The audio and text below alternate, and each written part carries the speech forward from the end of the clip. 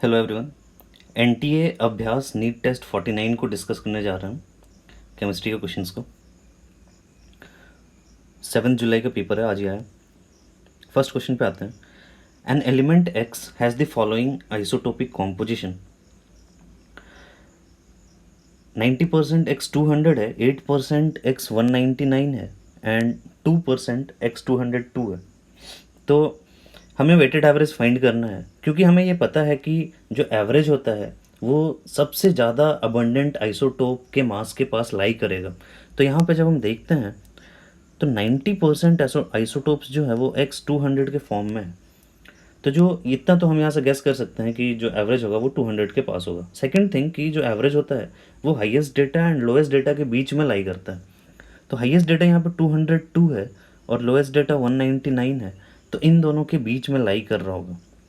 तो जब हम देखते हैं तो आंसर यहाँ पे 200, ऑप्शंस 204 है। ये तो आउटसाइड द डेटा रेंज है। एवरेज हाईएस्ट वैल्यू को क्रॉस तो नहीं करेगा और लोएस्ट वैल्यू को भी के लोअर भी नहीं जाएगा। तो 198 और 200 में से सीधी सी बात है कि जो आइसोटोप है वो 200 के पास रहना चाहिए, तो answer should be 200। Second thing है कि आप ये तो कॉमन सेंस से हम सॉल्व कर रहे हैं। दूसरा है कि आप मैथमेटिकली सॉल्व कर सकते हो कि जो एवरेज एटॉमिक मास होगी, एवरेज एटॉमिक मास, ये आप सिंपली परसेंटेज, सबके परसेंटेज को ऐड कर दें। अगर हम 90% of 200 plus 8% of 199 plus 2% of 202, तो इनको अगर हम यहाँ से सॉल्व करेंगे तो अपना जो आंसर होगा वो 200 के पास आ जाएगा।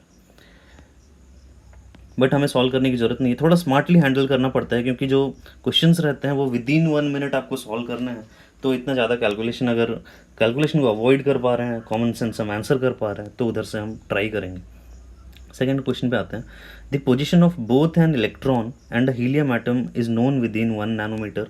तो यहाँ पे हमें इलेक्ट्रॉन और हीलियम एटम दोनों के लिए ही अनसर्टेनिटी दी हुई है, पोजीशन में 1 नैनोमीटर है।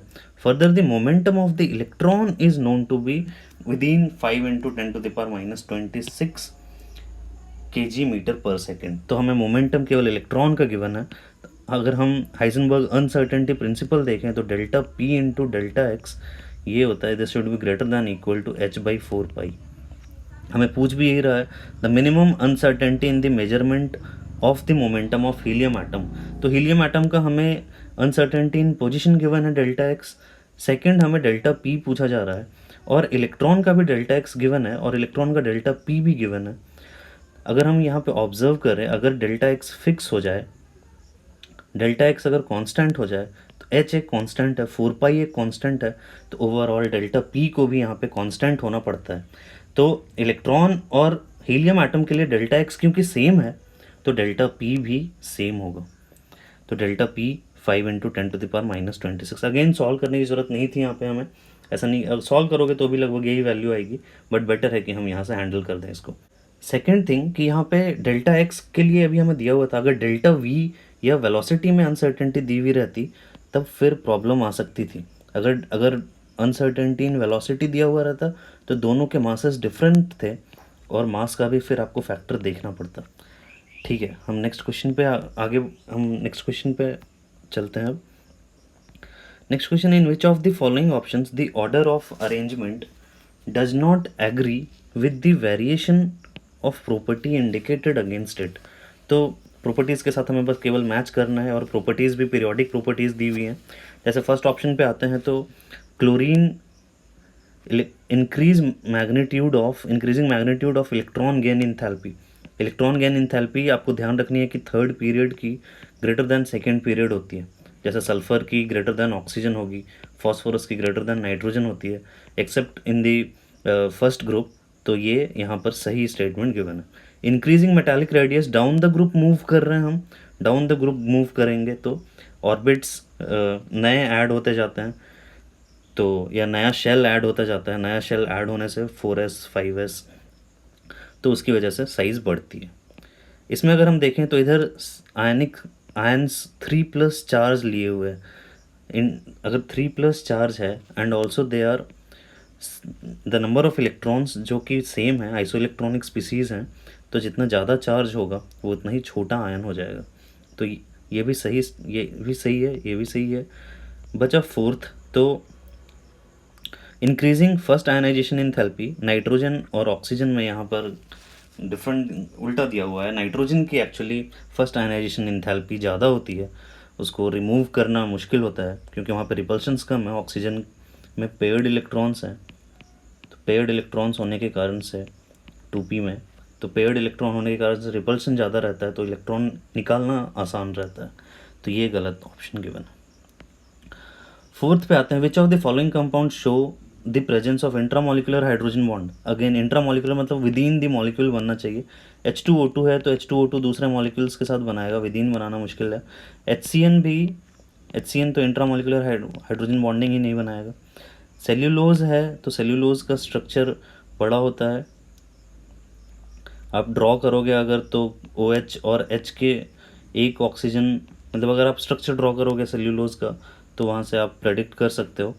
और फिर कॉन्सेंट्रेटेड एसिटिक एसिड, तो कॉन्सेंट्रेटेड एसिटिक एसिड जो है, इसमें एसिटिक एसिड है CH3COOH, तो ये भी दूसरे मॉलिक्यूल के साथ हाइड्रोजन बॉन्डिंग करेगा।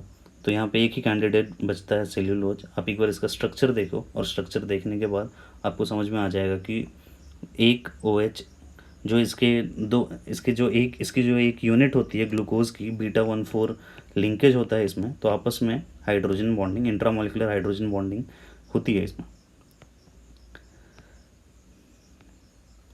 नेक्स्ट पे आते हैं, हमें रियल गैसेस के बारे में दिया हुआ है, where A and B are van der Waals constant, और फर्स्ट सेट दिया हुआ है और सेकंड सेट ऑफ गैसेस दिया हुआ है। 2 gases given in set 1, increasing order of B। Set 1 में हमें इंक्रीजिंग ऑर्डर ऑफ B करना है, तो B जो है वो मॉलिकुलर साइज़ पे डिपेंड करेगा। अगेन यहाँ पे CO2 का साइज़ सबसे बड़ा होगा तो CO2 की वैल्यू सबसे ज़्यादा आएगी, और उसके बाद फिर O2 आएगा। देखते हैं फर्स्ट ऑप्शन, जैसे ये तो फिर गलत हो गया, ये सही है, ये सही है, और फर्स्ट में ये भी गलत है। तो इन दोनों में अगेन अब O2 सेकेंड ऑप्शन आ जाएगा। तो इससे ही केवल एक ही प्रॉपर्टी से हम जज कर पा रहे हैं कि ऑप्शन C इज़ करेक्ट। और सेकंड में हमें बोला है set 2 in decreasing order of A। A intermolecular forces के ऊपर डिपेंड करता है, तो इंटरमॉलिकुलर फोर्सेस अब H2 में सबसे कम होंगे। यहाँ पे तीनों ही नॉन पोलर हैं, तो नंबर ऑफ़ इलेक्ट्रॉन्स जिसमें ज़्यादा होंगे या मॉलिकुलर साइज़ ज़्यादा होगा उसमें डिस्पर्जन फोर्सेस ज़्यादा आ रहे होंगे। तो दोनों वेज से CH4 is the correct answer, तो C यहाँ पे सही आंसर हो जाता है। नेक्स्ट हम मूव करते हैं इस क्वेश्चन पे। हमसे पूछा गया है heat of formation of CO। तो CO को जब हम फॉर्म करें तो फॉर्मेशन CO का carbon graphite plus half O2 gases से करेंगे। 1 मोल फॉर्म होता है हमेशा।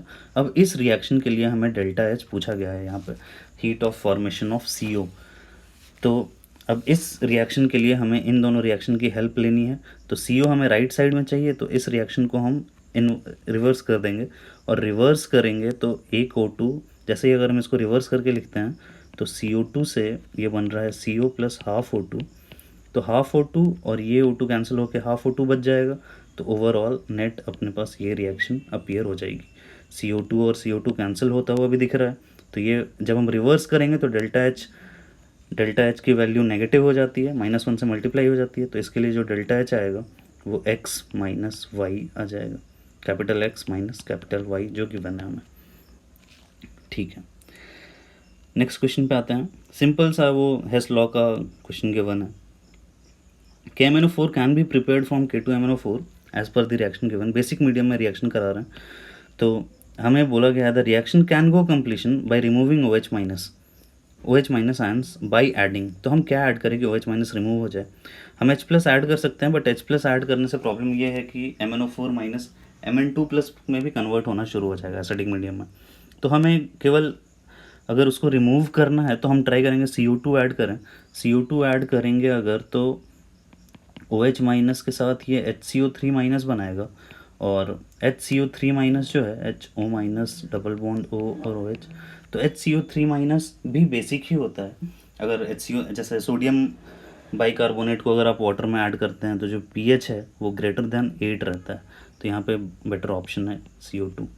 KOH के साथ तो नहीं जाएंगे ऑब्वियसली, OH माइनस ऐड कर रहे हैं तो रिएक्शन बैकवर्ड ही जाएगी, सिंपल डिशैडलर्स प्रिंसिपल से सोच सकते हो।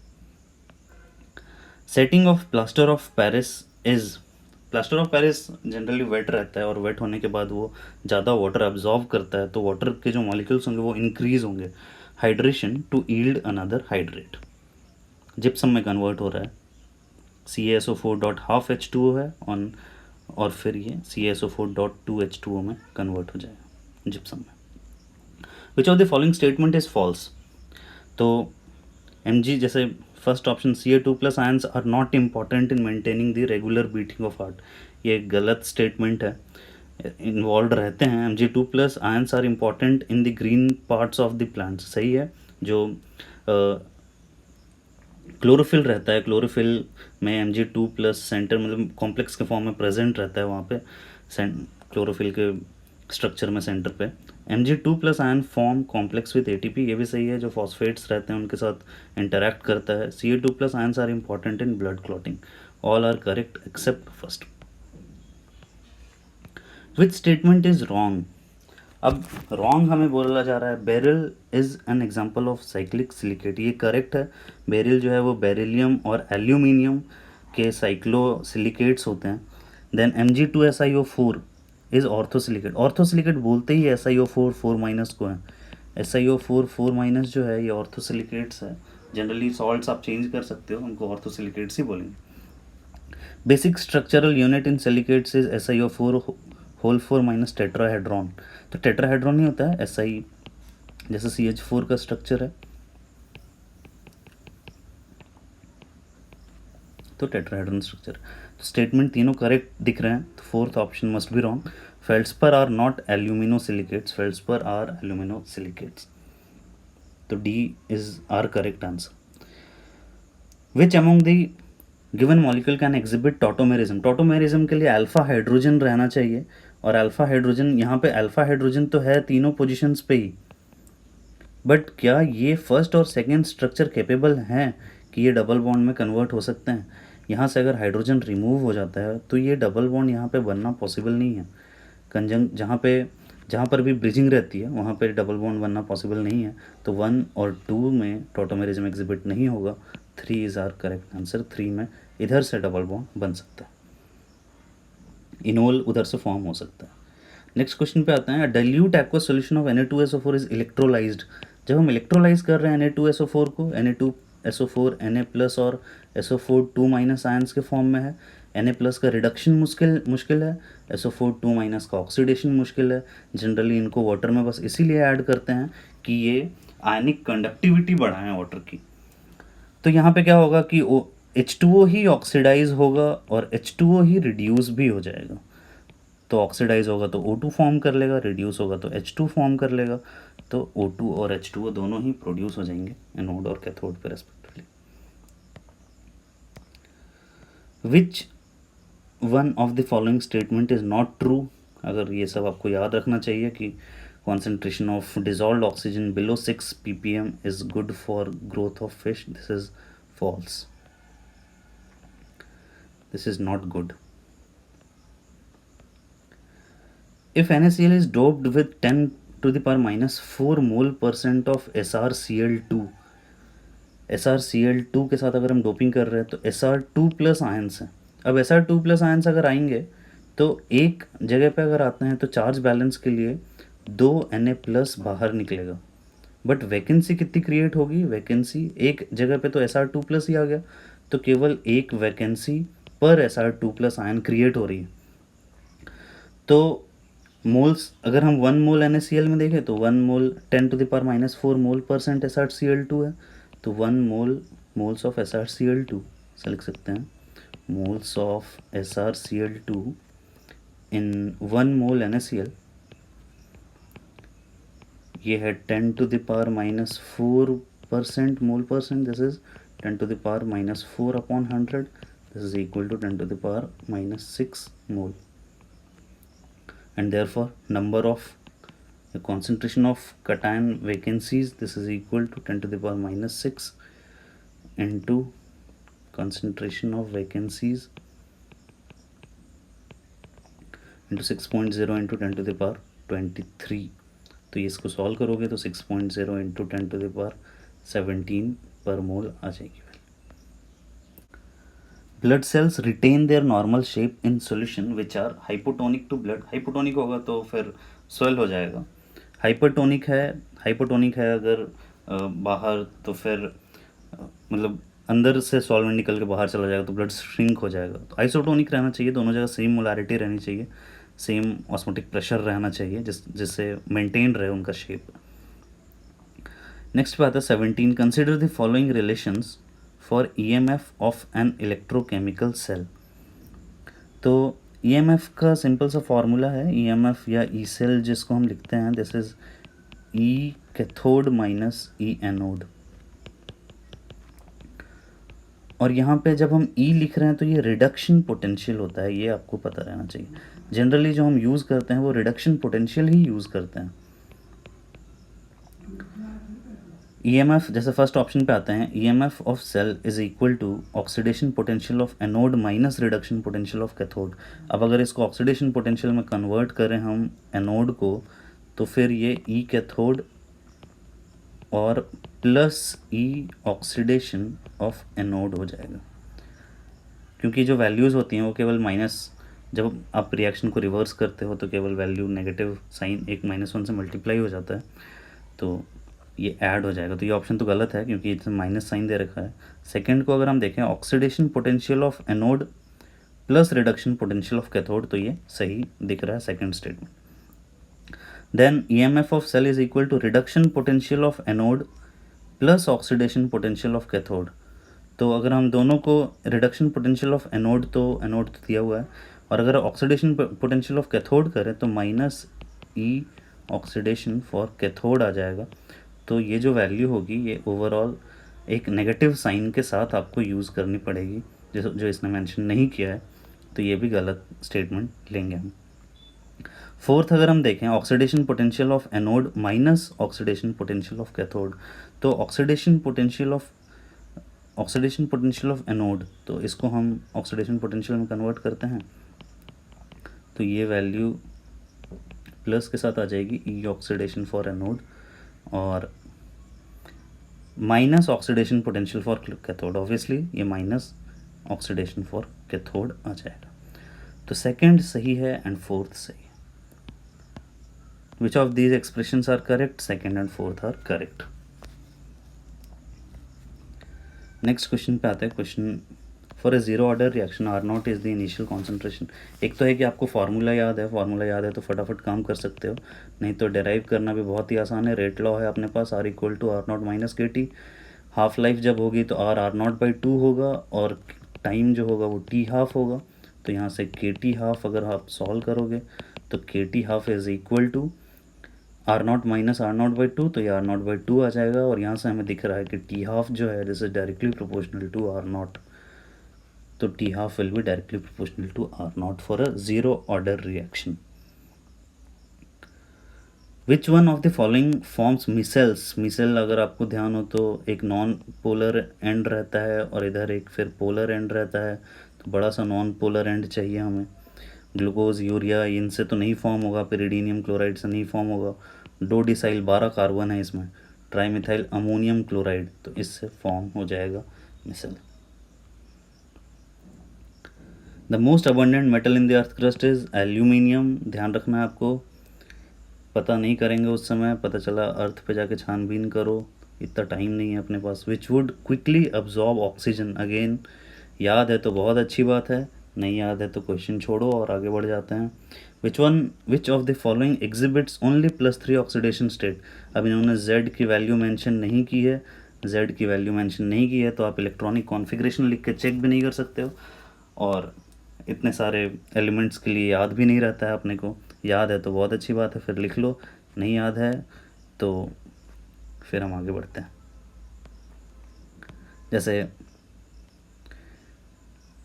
इसी के लिए हमें गिवन है कि 6d17s2 है, तो ये दोनों इलेक्ट्रॉन रिमूव हो जाएंगे, 3 इलेक्ट्रॉन्स हैं, और रिमूव होने के बाद फिर ये स्टेबल आयन में आ जाएगा, तो ये आंसर हो जाएगा। बट ये आंसर हमें तब पता है जब हमें Z की वैल्यू पता है या हमें एटॉमिक इलेक्ट्रॉनिक कॉन्फ़िगरेशन पता है। अगेन इलेक्ट्रॉनिक कॉन्फ़िगरेशन के लिए Z की वैल्यू पता रहनी चाहिए। तो ओवरऑल याद है तो कर सकते हो, नहीं याद है तो फिर मुश्किल है। नेक्स्ट क्वेश्चन पे आता है, which of the following compound on oxidative ozonolysis give malonic acid. दो तरह की ओजोनोलिसिस होती है, ऑक्सीडेटिव एंड रिडक्टिव। जब हम रिडक्टिव ओजोनोलिसिस बोलते हैं तो एल्डिहाइड पे प्रोडक्ट को रोक देते हैं, और ऑक्सीडेटिव ओजोनोलिसिस हम एसिड पे जाके रोकते हैं। जनरली ओजोनोलिसिस का मतलब ऑक्सीडेशन ही होता है, बट फिर भी हम इसके साथ रिडक्टिव और ऑक्सीडेटिव वर्ड्स को यूज़ करते हैं। मेलोनिक एसिड हमें फॉर्म करना है और ये सब हमें गिवन है। मेलोनिक एसिड अगर हम देखें तो which of the following compound on oxidative ozonolysis give malonic acid as only product. Only product दिया हुआ है, तो मेलोनिक एसिड होता क्या है, जैसे दो कार्बन डाइओइक एसिड है। फर्स्ट डाइओइक एसिड जो है वो ऑक्सैलिक एसिड है, सेकंड मेलोनिक एसिड है जिसमें 3 कार्बन होते हैं। तो ये है मेलोनिक एसिड, ये हमें फॉर्म करना है और ओनली केवल यही प्रोडक्ट होना चाहिए। जैसे फर्स्ट को अगर हम यहाँ से और यहाँ से ब्रेक होगा ये बेसिकली, तो इधर CO2H और इधर CO2H फॉर्म हो जाएगा, ये बन तो जाएगा लेकिन ओनली प्रोडक्ट नहीं है, इधर CH2 बचा हुआ है। देन मतलब फॉर्मिक एसिड भी फॉर्म हो रहा है इधर से, ये तो नहीं फॉर्म होगा। ये अगर हम ब्रेक करें, अगर ओजोनोलाइसिस होगी तो यहाँ से ये टूटेगा और इधर भी 3 कार्बन बन रहे हैं और इधर भी 3 कार्बन बन रहे हैं, तो only product is malonic acid, therefore this is the correct answer. बहुत ही आसान सा रिएक्शन गिवन है, Cl है, Cl के साथ Cn का रिएक्शन करा रहा है, SN2 रिएक्शन SN2 पाथवे से जाएगा, Cn बन जाएगा। NiH2 H2 निकल के साथ रिडक्शन कर रहे हैं, CH2 NH2 बन जाएगा। एंड देन एसिटिक एनहाइड्राइड के साथ रिएक्शन कर रहे हैं, नाइट्रोजन जो है वो इस ऑक्सीजन पे अटैक करेगा, ऑक्सीजन अपने लोन पेयर को लेगा और फिर जब बैक टेट्राहेड्रल इंटरमीडिएट कोलैप्स होगा तो ये ग्रुप इधर से डिपार्ट कर जाएगी। तो ओवरऑल स्ट्रक्चर CH2N और ये डबल बॉन्ड O ऐसा फॉर्म हो जाएगा। NH2 है बट एक H+ निकाल देंगे तो ओवरऑल ये फॉर्म हो जाएगा। तो 3 कार्बन है और उसके बाद 3 कार्बन है और फिर NHCO CH3 ग्रुप है, तो this is the answer. When 3,3-dimethyl 2-butanol, 3,3-dimethyl butanol है, 2-butanol है और 3,3-dimethyl है, H2SO4 के साथ हीट कर रहे हैं, तो हीटिंग करेंगे तो सबसे पहले कार्बोकैटायन फॉर्म हो रहा है यहाँ पे, H+ एक्सेप्ट करेगा, ये OH2+ बन जाएगा। OH2+ बनने के बाद H2 डिपार्ट करेगा तो ये बन जाएगा यहाँ से पॉजिटिव। देन एक मिथाइल शिफ्ट होगी। कार्बोकैटायन के पास अगर ऑप्शन है कि वो स्टेबल ज़्यादा हो सकता है, even hydride shift, methyl shift, cyclic मतलब 4 कार्बन से 5 कार्बन में जा रहा है, 5 कार्बन से 6 कार्बन की रिंग में जा रहा है, तो वहाँ पर भी कार्बोकैटायन स्टेबलाइज हो जाता है। और फिर फाइनली यहाँ से एक हाइड्रोजन को H2O रिमूव करेगा तो फिर ये प्रोडक्ट फॉर्म हो जाएगा। स्टेबल एल्कीन है 2,3-dimethyl 2-butene is the correct answer. 26 पे आते हैं, acetophenone when reacted with a base C2H5ONA yield a stable compound which has this structure। Acetophenone है,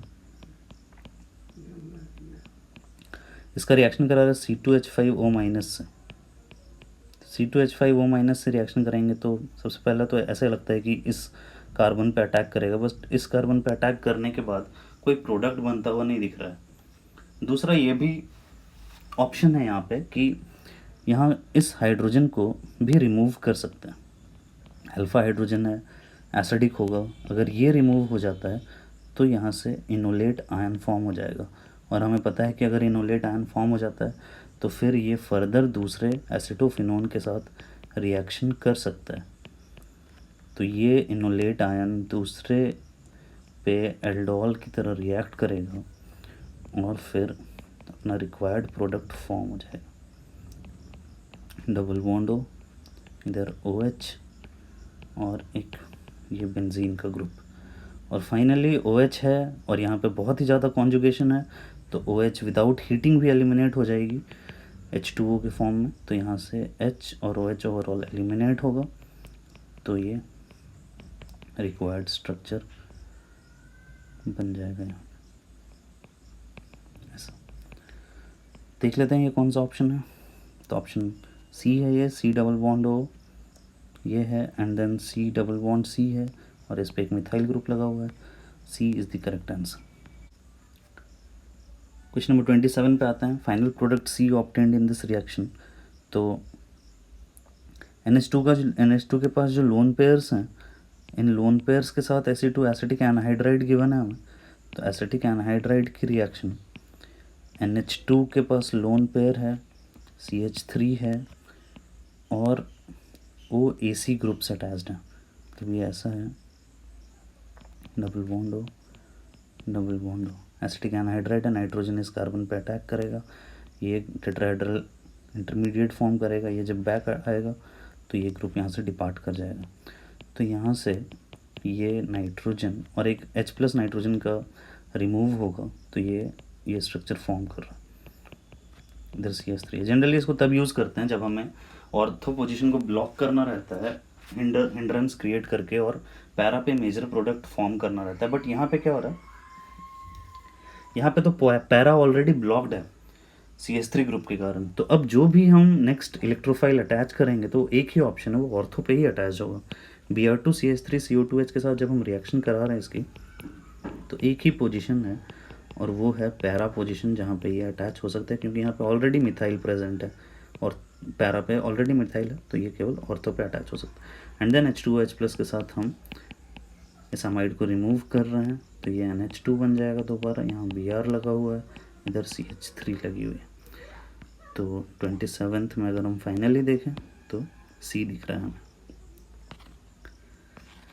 the correct corresponding order of names of 4 एल्डोजेज, हमें इरिथ्रोज, थेरोज और DL यही सब बताना है। L है, D है, तो D में OH ग्रुप राइट साइड में रहता है इधर इस कार्बन पे, तो D, ये D है क्योंकि OH राइट साइड में है, D है OH राइट में है, L है तो D देन L, तो DDLL ये दोनों ऑप्शंस है। और फिर इरिथ्रो जो होता है, इरिथ्रो में OH सेम साइड होते हैं, थ्रियो में OH और OH अपोजिट साइड होते हैं। थोड़ा ओल्डर नेम्स हैं इरिथ्रो और थ्रियो, आजकल कम यूज़ करते हैं, बट ध्यान रख सकते हो कि OH अगर सेम साइड है तो उसको हम इरिथ्रो बोलते हैं। तो D और D एंड देन L ये ऑप्शन आ जाए। Acrolein is hard, horny and a high melting material. Which one of the following represents its structure? तो एक्राइलोनाइट्राइल से बनता है CH2CHCN से। एक्राइलोनाइट्राइल है, एक ही नाइट्राइल का ऑप्शन गिवन है, तो आपको सोचने की भी ज़रूरत नहीं है। एक्रोलिन ऐसे भी अक्राइल वर्ड से आ रहा है।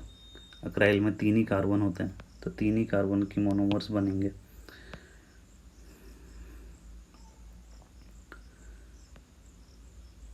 Which of the following solutions will have the highest boiling point? Boiling point अगर हम एलिवेशन देखें तो डेल्टा TF जो है वो I into KF into M होगा। यहाँ पे I इम्पॉर्टेंट रोल प्ले कर रहा है, दोनों की मोलारिटी क्योंकि सेम दी हुई है तो मोलारिटी भी हम लगभग सेम मानेंगे। बट I का जो फैक्टर है वेंटॉफ फैक्टर, वो जनरली यहाँ पे नंबर ऑफ आयंस के बारे में बता रहा है, डिसोसिएशन के बारे में बता रहा है। तो FeCl3 जब डिसोशिएट होगा तो 4 आयंस प्रोड्यूस कर रहा है, एक Fe3+ और 3 Cl-। तो I की वैल्यू सबसे ज़्यादा है तो डेल्टा TF सबसे ज़्यादा होगा, तो boiling point elevation boiling point सबसे ज़्यादा होगी।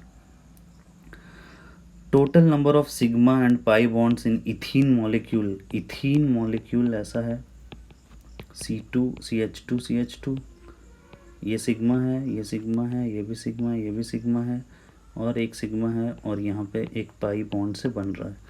तो 5 सिग्मा आ रहा है टोटल और केवल एक पाई बॉन्ड है, 5 sigma and 1 pi bond.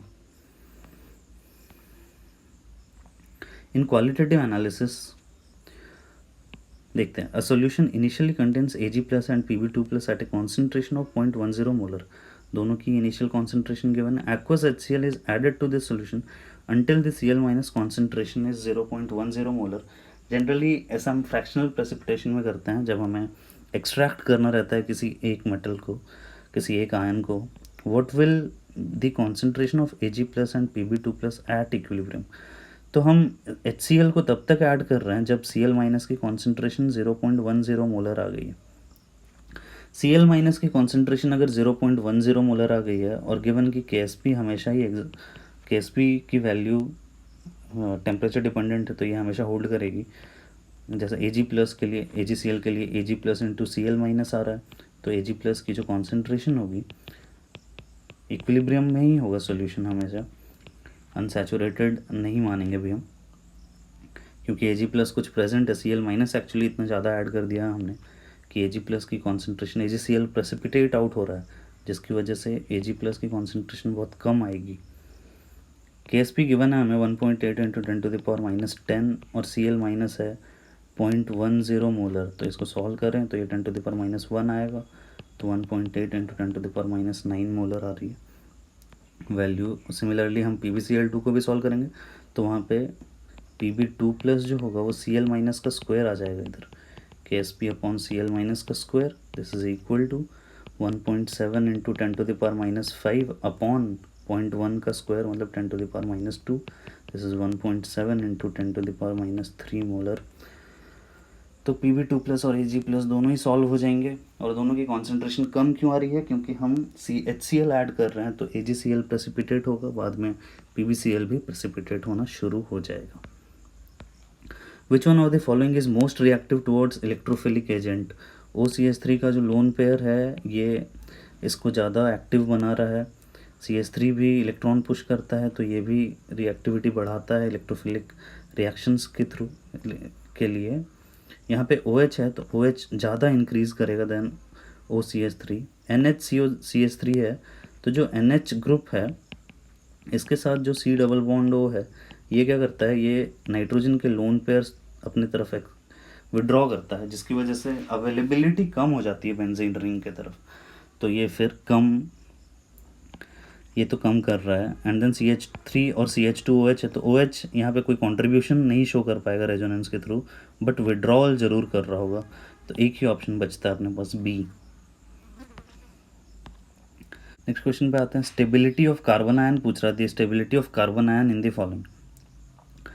Triple bond है, ट्रिपल बॉन्ड पर नेगेटिव चार्ज है, अल्काइन है, एल्कीन है, अल्केन है. तो यहाँ पे जब हम स्टेबिलिटी देखते हैं तो स्टेबिलिटी सिंपली हम हाइब्रिडाइजेशन के बेसिस पे कंपेयर करेंगे. sp हाइब्रिडाइज्ड है, sp2 हाइब्रिडाइज्ड कार्बन है ये, और ये sp3 हाइब्रिडाइज्ड कार्बन. जितना ज़्यादा परसेंटेज s कैरेक्टर रहेगा, इसमें 50% s कैरेक्टर है, जिसकी वजह से इलेक्ट्रॉन्स जो होंगे वो न्यूक्लियस के ज़्यादा क्लोज होंगे और ज़्यादा स्टेबलाइज कर पा रहा होगा sp हाइब्रिड ऑर्बिटल. तो 1 सबसे ज़्यादा स्टेबल हो गया, 4th सबसे कम स्टेबल है. इन दोनों में अगर हमें कंपेयर करना है तो R2 को हम बोल रहे हैं इलेक्ट्रॉन रिलीजिंग ग्रुप्स हैं तो इसकी स्टेबिलिटी कम कर रहा होगा and therefore 2 will be more stable then 3. तो सी ऑप्शन को हम चूज़ कर सकते हैं. In the following most stable configuration of N butane. Most stable configuration की बात हो रही है तो यहाँ पे 4 अलग अलग कॉन्फ़िगरेशन दिए हुए हैं. ये दोनों स्टैगर्ड है. स्टैगर्ड जनरली इक्लिप्स से ज़्यादा स्टेबल होता है तो ये तो ऐसे ही गलत है. और इन दोनों में भी यहाँ पे एज सच कोई स्टेबिलिटी का सोर्स नहीं है, तो जितना दूर रहे उतना बढ़िया है. बड़े ग्रुप्स हैं, आपस में हिंड्रेंस कर रहे होंगे तो ये सबसे ज़्यादा स्टेबल स्ट्रक्चर हो जाएगा. A hypothetical electrochemical cell, the EMF measured is this, the cell reaction. Cell reaction ही पूछना था तो EMF की कोई आवश्यकता नहीं है यहाँ पर. बट ये लेफ्ट पार्ट जो होता है वो एनोड कंपार्टमेंट को रिप्रेजेंट करता है, ये कैथोड कंपार्टमेंट को रिप्रेजेंट करता है. तो आप चाहो तो कैथोड पे हम दोनों जगह हम रिडक्शन लिख लेते हैं और सब्ट्रैक्ट कर देंगे. B+ से एक इलेक्ट्रॉन लेकर B बन रहा है और A+ एक इलेक्ट्रॉन लेकर A बनेगा, बट यहाँ पे ऑक्सीडेशन होगी एनोड कंपार्टमेंट में. तो ओवरऑल ये B+ A सब्ट्रैक्ट कर रहे हैं तो ये B और +A+ बना देगा. तो ए ऑप्शन करेक्ट हो जाएगा. Which of the following is true for white and red phosphorus except that they both are not soluble in CS2. केवल white phosphorus soluble होता है CS2 में और red white phosphorus P4 units होते हैं crystallised, but जो red phosphorus है, red phosphorus polymeric होता है नेचर में, जिसकी वजह से उनको ब्रेक करना मुश्किल रहता है। रेड फॉस्फोरस का जो स्ट्रक्चर है, अगर किसी एक जगह से ब्रेक होगा तो वो किसी और चेन के साथ जाकर अटैच हो जाएगा, तो ये आपस में इनमें डिसोसिएशन मुश्किल है। तो रेड फॉस्फोरस जनरली सोल्यूबल नहीं होता है और वाइट फॉस्फोरस सोल्यूबल होते हैं। Among the following which is not the pi bonded organometallic compound.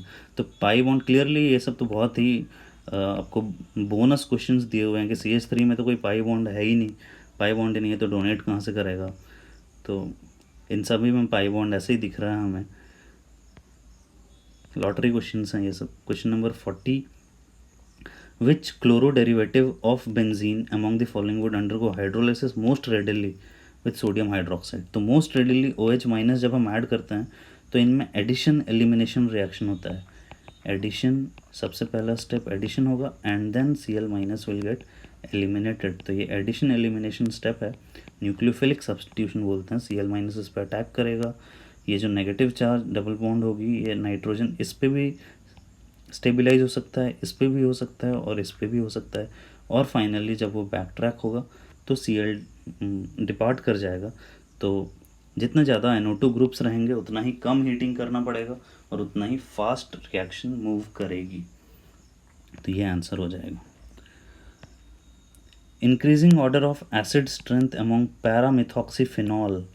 Phenol है पैरामिथॉक्सी, OCH3 ग्रुप लगाया, पैरामिथाइल, मिथाइल CH3 है, और पैरा नाइट्रोफिनॉल NO2 ग्रुप भी है। तो इन तीनों में सबसे ज़्यादा स्टेबिलिटी तो कॉन्जुगेट बेस को देख लो, या तो जब O माइनस रहता है फिनॉक्साइड आयन तो नेगेटिव चार्ज को अगेन, जैसा हम पिछले केस में 40 में डिस्कस कर रहे थे, नेगेटिव चार्ज जो है वो यहाँ पे स्टेबिलाइज हो जाएगा NO2 ग्रुप्स पे। जो NO2 ग्रुप्स हैं वो उसको स्टेबिलाइज कर लेंगे। ऑक्सीजन पे स्टेबिलाइज हो रहा है तो ज़्यादा स्टेबल होगा, OCH3 इलेक्ट्रॉन पुश कर रहा है तो ये कम स्टेबिलाइज हो जाएगा। ये सबसे मोस्ट, अगर ये सबसे ज़्यादा स्टेबल है, लेस बेसिक है, तो ये मोस्ट एसिडिक हो जाएगा। सबसे ज़्यादा एसिडिक, देन दिस और देन दिस। तो ये गिवन आंसर हो जाएगा। Consider the following compounds, the correct decreasing order of reactivity towards hydrolysis. Similar question है अगेन। जब हम हाइड्रोलिसिस को देख रहे हैं तो N2O जो है ये इलेक्ट्रॉन विड्रॉ कर रहा है, तो इस कार्बन पे अटैक करने की टेंडेंसी बढ़ जाएगी, तो ये सबसे फास्टर रिएक्ट करेगा। तो सेकंड सबसे फास्टर रिएक्ट करेगा, देन फोर्थ क्योंकि ये भी विड्रॉ कर रहा है, second then fourth then 1 then 3। The decomposition of organic compounds in presence of oxygen without the development of odoriferous substance is called decay।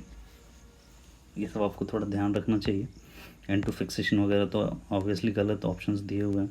During the process of digestion the proteins present in the food materials are hydrolyzed to amino acids।